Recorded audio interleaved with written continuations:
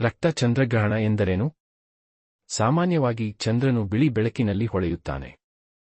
ಆದರೆ ಚಂದ್ರಗ್ರಹಣವಾಗುವ ಸಮಯದಲ್ಲಿ ಭೂಮಿ ಸೂರ್ಯ ಮತ್ತು ಚಂದ್ರನ ನಡುವೆ ಬರುತ್ತದೆ.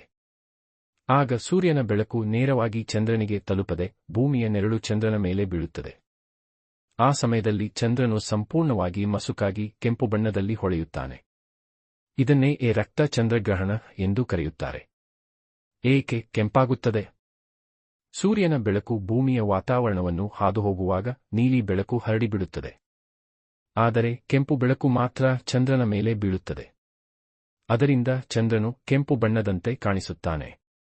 ಉದಾಹರಣೆ: ನೀರು ತುಂಬಿದ ಗಾಜಿನಲ್ಲಿಗೆ ಟಾರ್ಚ್ ಲೈಟ್ ಹಾಕಿದರೆ ಬೆಳಕಿನ ಬಣ್ಣ ಬದಲಾಗುವಂತೆ ಭೂಮಿಯ ವಾತಾವರಣವು ಅದೇ ರೀತಿ ಬೆಳಕನ್ನು ಬದಲಿಸುತ್ತದೆ.